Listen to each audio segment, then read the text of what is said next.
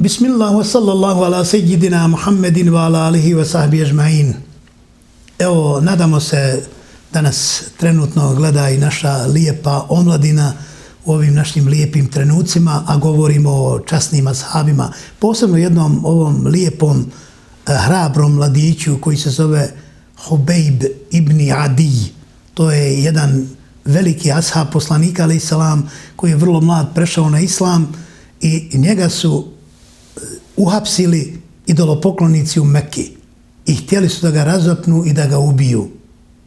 I kazali su, ti si prešao na islam bez našeg znanja i mi ćemo te ubiti. On je kazao, nema problema ako vi smatrate i možete, naravno imate snagu, imate silu, mene ste već uhapsili, zatvorili, svezali, vi to možete učiniti. Ali ja bih vas zamolio samo, ako mi možete dopustiti da uzmem abdest i da klanjam 2 zadnja rekata. Da se oprostim sa ovim svijetom, sa abdestom i namazom i onda vi slobodno ispunite to što ste željeli. I oni su mu dopustili. On je uzeo abdest i klanjao vrlo kratka rekata. A onda kad je završio namaz im je rekao, slušajte, da nije toga da bi vi možda pomislili da se ja plašim smrti, pa bi ja oduljio namaz, ja bi ga oduljio, nego vi možda mislili da se ja plašim smrti, pa ga oduljujem što se plašim smrti. Boga mi se ne plašim. Ja samo Allaha plašim. Zato sam uklanjao 2 rekata i gledao sam da budu što brža, da ne smatrate da vas zabušavam. A evo sada izvršite svoju ulogu što ste imali.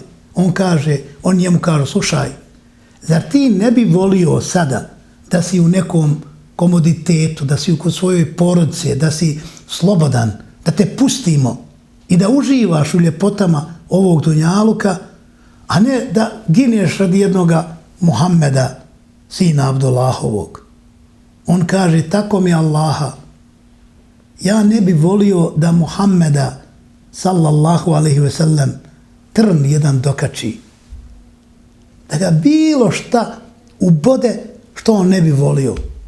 Nijedan trenutak. Ja bi volio za njega život dati, evo dajem. Slobodno me ubijte. I onda su počeli, razapeli ga, mučili ga i na kraju ga ubili. Ali prije nego što uradili, on je rekao, kad su ga već razapeli tamo na jedno mjesto, on je govorio, Allahu moj dragi, ja Rabbi, pazite dove, dova je vrlo bitna. Ja Rabbi, ovi koji su ovdje, koji gledaju kako me ubijaju, ovi koji me ubijaju i ovi koji gledaju i dozvoljavaju kako me ubijaju, ja Rabbi, svakog od njih neka tvoji meleki zabilježe i svakog od njih uništi. To imamo danas, kada djecu ubijaju, i oni koji ubijaju i oni koji dozvoljavaju. Vidite kako je ova dova dobra. Ovo mi treba da učimo. Ko ubija danas djecu, bilo gdje u svijetu, nevinu djecu, neka i Allah uništi. I one koji to rade i one koji to simpatiziraju ili dozvoljavaju. Evo te dove od našega Hubejba ibn Adija koji je izgovorio i kaže, samo želim da ovo isporučim i molim da prenesu oni koji su slušali selam našem poslaniku, alejhi selam, a ja idem Allahu. U isto vrijeme poslanik, alejhi selam, je dobio objavom ovo što se desilo i da će on biti ubijen i onda je rekao, valejkum selam Hubejbe. Odgovorio me na selam i rekao ashabima, evo njega ubijaju tog momenta. Ovdje u ovoj ekipi je bio jedan od ljudi koga smo spominjali u ovom serijalu, to je bio Said ibn Amir al-Džumehi, koji prije toga nije prešao na islam, a bio je fin momak i vrlo je ružno doživio tu smrt ovoga, a nije smio da reaguje jer će biti ubijen. Dakle, nije se složio sa tim. Kao što imate i danas oni koji ubijaju djecu, imate brojne oni koji demonstriraju i smatraju da to nije u redu. Ovaj nije smatrao to u redu, ali nije mogao ništa da učini. Kada je prešao na islam, taj moment kad god mu dođe slika, on bi se onesvijestio.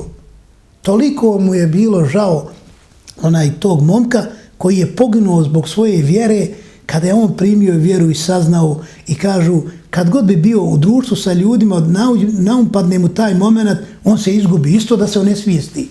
Pa su Hazreti Omeru govorili, naš namjesnik stalno se izgubi, pa neće uopšte s nama da razgovara. Pa ga Omer pita, šta je to? Šta je to sejde?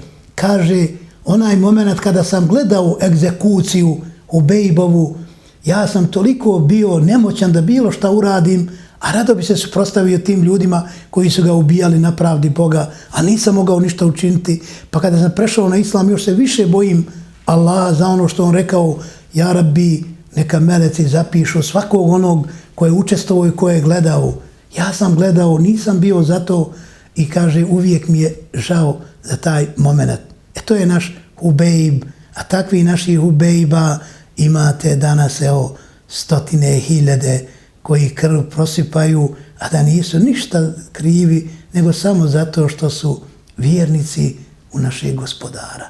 Molimo Allaha da ih sačuva iskušenja, a da svima koji dadnu svoj život budu šehidi koji će biti zajedno s nama u džennetskim baštama i perivojima.